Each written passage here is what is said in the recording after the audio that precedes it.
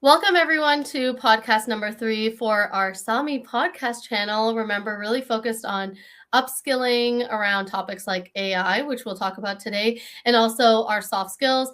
April is focused on upskilling on technical. So we have our wonderful guest speaker today, Aby Varma, who I had the pleasure of speaking with a couple months ago, or maybe less than that, just as a casual intro, but then ended up realizing he's a guruji of AI and marketing, and everyone needs to hear, his standpoint and a lot of the educational aspect, which I used on upskilling. So Abhijit, I would love for you to intro yourself, and then we'll get into those really hot topics, which today might be sort of a part 1, just to break it up, and we'll continue the conversation, of course. Awesome. Thank you so much for having me on this session, Shalini. And Guruji is too much pressure. I hope it had nothing to do with my hairstyle, but I appreciate you guys having me on. But yeah, I'm a lifelong marketer. My early part of my career, I was in sales for a little bit, and then I got deep into technology. I think like all good South Asian people, I paid my dues in development. So I was a developer for 6 years. And then I went back to my first love, marketing. And I was on the corporate side of the house for 20 years. And during COVID, caught the AI bug and immersed myself and thought this is going to change marketing, business, society forever.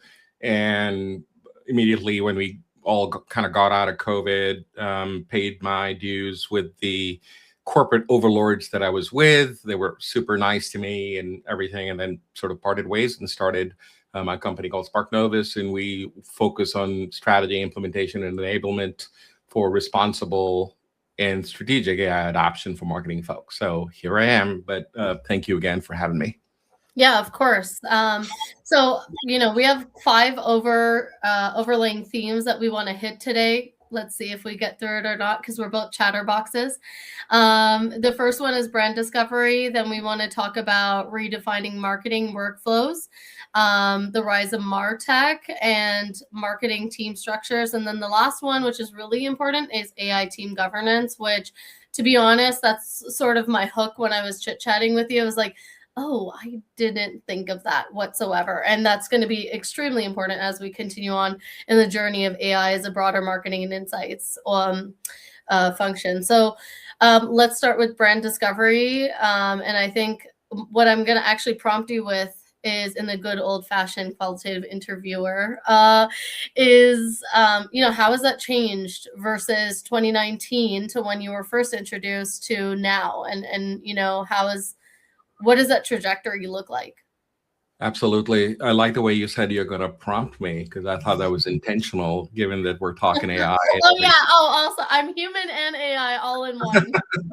No, I think we are moving, all of us sort of were used to, prior to AI, the 10 blue links, right? It was all centered around Google. And, somebody joked about it one time, that saying the best place to hide a dead body is the second page of Google, because nobody looks there, right? And so the focus was always about, how do you get your brand discovered in page 1 and the first 3 links, and that was sort of all the focus.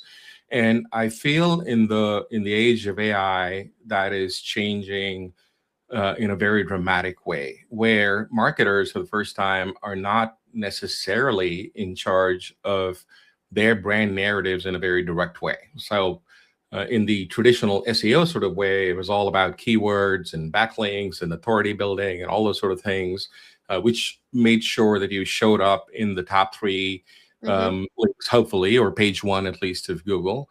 But now what is happening is the LLMs are taking all that information, your brand, and other online resources where you may have been cited, or competitive websites, or just topics around what your brand does, and synthesizing all that information and giving people answers. And you don't have any direct control of those answers. So for the first time, the brand discovery journey is going from, I'm going to click on a Google link, and now I'm on the brand website, and you can position your brand any which way. No, that's no longer the case. Also, I think what is an important part, it's not that it ever went away, but PR has almost had a resurgence because PR was always important. But now we're seeing LLMs sort of value digital PR in a really big way, more than what the traditional SEO model did. There is obviously backlink and there's still credibility and all that kind of stuff, but all these LLMs are valuing these third-party credible resources with high domain ranking and domain authority, which is becoming a big piece of it. So it's a completely different paradigm. I would say that there's a lot more hype than in terms of how this is changing brand discovery. I think based on, for those of you who know Rand Fishkin of Moz and that sort of stuff, I was watching a webinar of his, and based on the research that they've done, 97% of desktop searches in the US are still all around traditional search, right, and not LLM. However, that number is changing fast and furious. But not only that, I think the rate of LLM searches versus Google searches is a dramatic difference. So LLM searches are converting 3x as more as that of traditional searches. So even though the search volume may be low right now, it is changing fast. But the degree of conversion, once people find answers and it ends in some sort of conversion behavior, is much more higher in LLM searches. So keeping that in mind, I think this is a phenomena. There's a hot topic these days, and marketers definitely should not ignore that and should really take a moment to immerse themselves into that, and make sure that if you're on the brand side, take a moment to understand how your brand is being represented by the LLMs. If you're in the agency side, make sure you take steps to understand how your clients are being represented, in the LLMs, and then come up with a game plan on how to go about, improving that brand discovery. Yeah, totally. I mean, I have so much to say from an insights perspective, and I think the real on the insights perspective is hopefully the brand marketers are leveraging us more and more to be able to ensure that your marketing messaging or, what you're putting out there is deeply rooted in human insights, to ensure that you're putting something out there that will be presented to the end user as relatable and relevant overall. So there's still that element of making sure that you're putting out the right messaging out there. So yeah, 100%. Yeah, let's move on to topic number 2, which is redefining marketing workflows. Oh God, I saw your slide on this one, and I have too much to complain about. But let's hear what you have to say on that. Yeah, I think traditionally, when it comes to marketing workflows, folks we've all been sort of conditioned to marketing automation and very kind of processes, very specific processes based on predictable outcomes, right? And in the world of AI, that is changing fast and furious. So there's sort of a couple of things, 3 things I would say that are emerging with regards to marketing workflows in the field of AI. So the first thing is that it is no longer kind of linear, if this then that, because the traditional with LLMs, some of the outcomes of the LLMs are not known. You don't know if the outcome is going to be a Boolean yes or no, and based on that, you can come up with a decision tree for a workflow to do it a certain way. So these sort of non-deterministic responses that you can get from systems is resulting in these non-linear workflows, which is really powerful and is really kind of allowing automation and workflows to almost skew towards from automation to almost, it's a very subtle difference, but you're moving from automation to almost automagic, right? Like I use that word, facetiously, but it's almost thinking about, without really knowing the deterministic outcomes, you can design workflows and accomplish business goals. So that's number 1, right? Number 2 is the process itself. I think the biggest gains that we're seeing is not focusing just on tools, but really redesigning the process overarching. So Yeah. for folks in analytics, which there are a lot of our listeners in analytics, the traditional process of, data warehouses and data lakes and data pipelines to, a BI tool and dashboarding and insights and that sort of thing is great. Like we were working with one of my clients and they were like, hey, can we use AI to streamline that process? And the BA can gather better requirements and we can do better dashboarding and all that kind of stuff. I'm like, that's one way of doing it. But the other way of doing it is, how about you almost challenge your entire workflow and process, where rethink it altogether? And the outcome of that is, instead of just adding AI as a point solution throughout the process, they redesigned it to where the users of those insights could now just sort of quote unquote chat with your data and get insights. So yeah, and you just focus more on the so what is the data saying and absolutely. what will you do with it? It's less about the traditional first takeaway. Absolutely. So it's almost about behavior change. What do you need to do differently than what you were doing before? So that's the second part of it. And the third part of it is human judgment, right? That's where you alluded it in the context of the previous question, but that's where I think human judgment is becoming more and more important. And that's where having a really strong understanding, yes, the technology is there to, impact workflows in a certain way, but should you, you can go generate, 10 email messages, per day based on interactions that a user is doing, a prospect is doing, but should you? The answer is no, but yes, but those sort of the human judgment and quality and those sort of things become super important, because it's technically really easy and super possible nowadays. Especially, I didn't mention MCP, which is the connective tissue, the new age AI version of APIs, which which now allows for all these systems to be interconnected. So these are some of my observations as it pertains to marketing workflows. Yeah, I think you're going to get a lot of engagement on that piece for sure. Okay, let's move to next theme, martech. I mean, can you even explain what martech is? I think there's going to be a lot of people who actually don't know and the implications of it. Maybe just like really quickly, and then sharing some broader themes and evolution of it.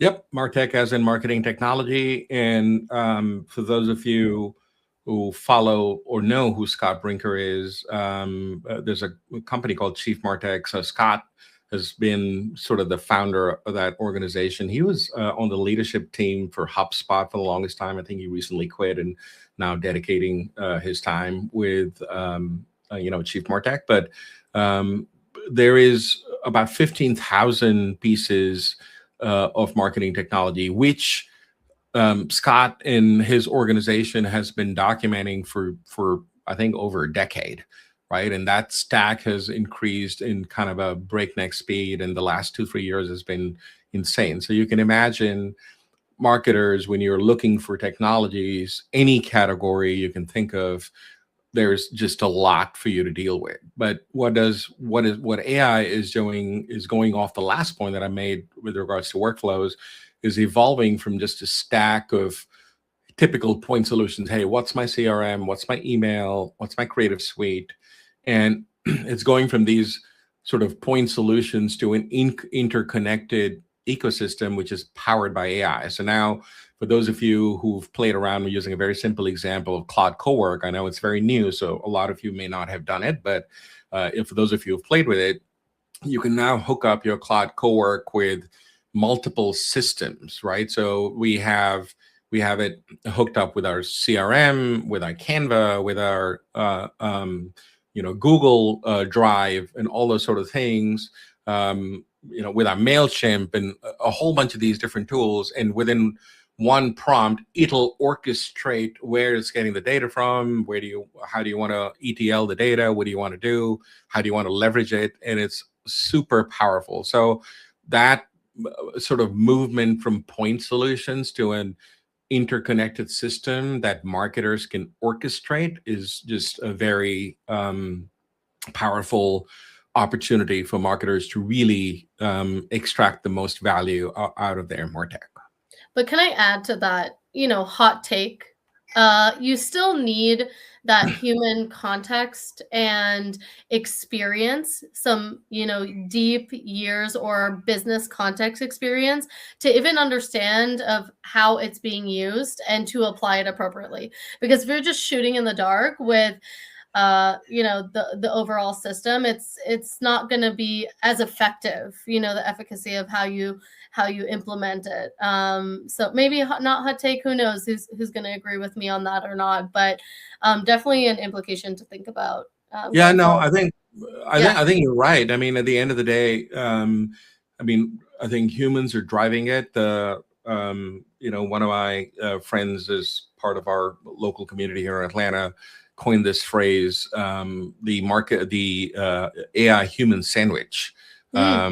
Shout out to Eric if you're listening. But it's the human AI sandwich, but you still need human beings on both sides of the equation, right? Where we are directing what we want, how we want those data flows, and which tool does what. So I think there's definitely humans involved. And then at the end of the day, you want the AI to do the grunt work, but then you also want like human in the loop. That's the other Exactly. end of the sandwich, where you want to make sure that before you're pulling the trigger on some of these things, you definitely want human judgment in the loop for sure. Yeah, let's talk about making the AI vada pav. Well, actually, this is a really good segue for our next theme, which is actually marketing team structures. Bringing to light the need for humans, or lack thereof, who knows. But I think I would love to hear about a little bit about that integration overall, and how AI plays a role in the marketing team, or how marketing teams are restructuring, or your opinion on how they should effectively restructure if restructuring is needed. Yeah, I say very much needed. I think the protagonist of the AI story is still very much human beings for the foreseeable future. Who knows, 20 years, what it's going to be. But as the way I see it is, human beings are needed. And like I said, the human AI sandwich, humans are here to stay when it comes to extracting the maximum value out of AI. Now, I am seeing, some observations and trends recently on how marketing teams are adapting to this reality, though, right? So I'm seeing where teams are becoming more hybrid, and there's a little bit of blending happening where you're going to see more generalists, right? Where, folks are blending creative, analytical, technical capabilities rather than, operating in complete silos. And I don't mean silos like a bad way. I meant like deep specialization, where the traditional way was you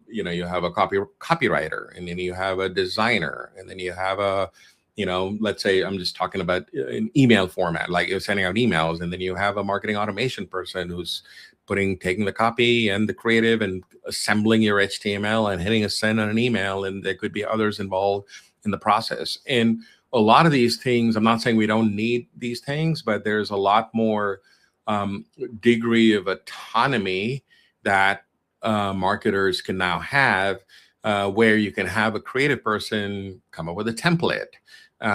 You can develop a style guide, AP style or what have you. I know there's a lot of Oxford comma lovers who may have an issue with AP style, but all of those things. So you can have these guidelines, your brand guidelines, creative and copy, and really enable a campaign person to execute sending out an email, in my very simplistic example, soup to nuts, right? So there's this, I'm seeing this coagulation of generalists emerging who are AI fluent. And I think there's going to be more and more of that. So that's number one. Number two, the agentic era is upon us already, and it's going to be more and more. So I think there's going to be kind of companion relationships where there's going to be, for every human, there'll be a army of agents. I don't really consider agents to be in kind of human format. I know a lot of people talk about, agents in your org structure, I don't necessarily think of it like that, but I meant like, for every human marketer, there's going to be a set of agents that is going to make your life easier in terms of the grunt work. You do the thinking, you do the strategy, but then turn it over to the agents to go do that kind of grunt work. And then the result of that, I feel, is going to be leaner teams, right? So I think there's going to be that combination of human agents and more generalists is going to result in leaner teams. And there's going to be an element of democratization of orgs, where I feel that some of these capabilities were, the domain of enterprise orgs. And I don't think that's going to be the case. I think SMBs, mid-market organizations, marketers now have access to the same sort of toolkit to accomplish a lot of those things, with not the same amount of cost that, pre-AI technology disparity sort of had. I mean, with that, the implication overall is there's going to be more blurring of lines between people and AI, or folks that are working with one another, and the responsibilities that come with their roles overall. And with that, our last topic is AI governance. So just really quickly highlighting that, top points. And I think we will do definitely down the road a larger topic and a panel with folks to talk about AI governance overall, because it's such a hot topic and something that is not actually talked about enough. Yeah. Governance in marketing is something super near and dear to me, because the reality, frankly, for most marketing teams, if you are a SMB, if you're a small business, then there's virtually no governance, right? It's if you're a mid-market team, then there's a little bit of governance, and if you're an enterprise team, there is a lot. And I'm not talking marketing governance. I'm talking traditional IT compliance type things, where you may get like a 50-page PDF and be like, "Hey, here you go," and go figure it out, and that sort of thing. And to me, what that means for marketing people is nothing. It's for most marketing people, yep, they'll glaze over it and understand it. And we're at a point where most marketers understand that, yep, don't download a CSV of your Salesforce and upload it into ChatGPT or Claude and ask some question for data analysis. I get that. Everybody is aware of it. But I think from a marketing standpoint, there's definitely a whole other perspective. I feel there needs to be dedicated layer of marketing guidelines which are relevant to marketers, and that is tied to your brand values. And I'll give you a very realistic example. We have two clients where one client's CEO is like, "Hey, create a video avatar of me. I don't want to do videos anymore. I still want to approve the message. I want to make sure that I'm directing what that avatar is saying, and I'm approving it." But he's completely open to it. Their brand and his persona is a very Gary V style kind of in the industry in which they are. That works. Apparently, it's the trucking industry. So, and then on another side, we have a CEO who is like completely, nope, everything, written word, video, anything is all human, 100%. I'm going to write it. I'm going to do it. And it doesn't mean one's good or bad. It just means that the value systems for both of those brands are different. And the fact that both the brands have recognized what those value systems are. And those rules and those lines are changing rapidly. Like, I mean, right after COVID, when all these note takers started infiltrating meetings, everybody was like, whoa, I need to tell people that, hey, this note taker is recording you now. Now no one cares. Now we have more note takers than human beings sometimes in these calls. And so those lines are moving rapidly. So from a governance standpoint, for marketing teams, I distill it down to three things: input, output, and disclosure, like very simple framework. So the input is making sure that you get together internally and built upon your IT stuff, IT and compliance layer, you decide what are rules for what can go into AI, like from a marketing standpoint, right? Your output is what are your obligations as a marketing team, so what comes out of AI. Obviously, fact check it. We know AI hallucinates. If you're in a regulated industry like healthcare or fintech or what have you, make sure that it is complying by all of that. Brand, make sure your brand voice and it sounds like you. If it's creative applications, it looks like you, like your brand, and those sort of things. So check that. If it's and this is another example of your output, where brand values, where I know brands that are using AI synthetic personas for UGC, user generated content. So some people are okay with it, and they're like, hey, yes, absolutely, we're going to use AI generated UGC for paid ads, where others are like, nope, because those people don't exist. We're not using it, right? So again, brand values, but you have at least had that internal intellectual discussion debate to kind of establish those rules for output. And the third thing is disclosure, making sure that trust is a value that is becoming more and more important, whether you like it or not, but from a brand standpoint, it's becoming super important. So making sure you're establishing where on the continuum of disclosure your brand exists. Are you going to say it if there's a video and you're using an AI avatar? You're going to say it on the very first screen saying that, hey, yeah, it was used to generate this video. Or are you the brand that says on the last screen of the video, it says in fine print, which says this video could have been generated using AI, refer to our policy, website.com/AI policy, right? Like, and there's again, nothing right or wrong, but making sure that you're at least sensitive to the fact that, where on that spectrum of disclosure based on your brand values, that you are and how are you sort of activating that. So it's a very simple framework for marketing teams, input, output, and disclosure. And of course, it goes deep once you sort of get into the weeds, but it's a great way for marketing teams to think about it. And unfortunately, much like cybersecurity, a lot of marketing teams don't think about it till the time there's the first sort of PR crisis emerges, Totally. And then they wake up and they're like, oh crap, we got to have all this stuff. So if you're one of them, get on the bandwagon and develop some marketing AI governance for your team and your organization. Yeah, I think my biggest learning the past months has been that you can either choose to be reactive or proactive, and not just with this last theme we spoke about, just overall, AI and marketing. I would recommend to the audience that's listening, if you haven't been proactive, I'm sharing with you friend to friend, please start being proactive on educating yourself, taking the right steps to safeguard for the future, be sustainable about how you implement certain aspects of whether it be research or marketing levers or AI ecosystems or working with partners overall. So big call out on that. And thank you so much for joining us. This is definitely part one. I think we could definitely do a part two with all the rest of the themes. Any closing thoughts? No, thank you for having me. I love this conversation.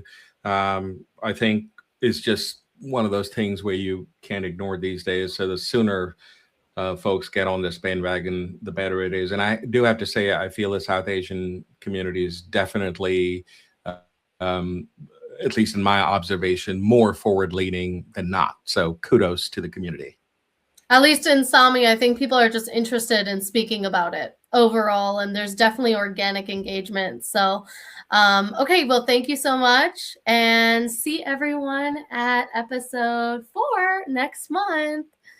So yeah, thank you.